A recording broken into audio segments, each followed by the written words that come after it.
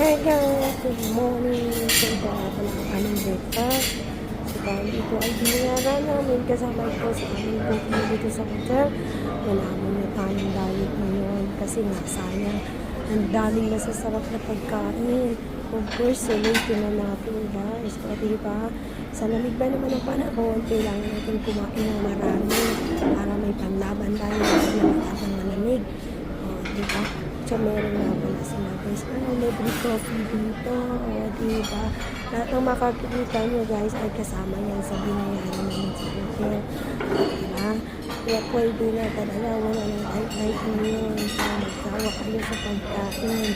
O, libre pa ang coffee. Masarap ng coffee dahil kami nilitin guys. May cappuccino, black coffee. O, diba? Oh, meron din naman silang mga juices, apple juice, orange juice, pineapple juice.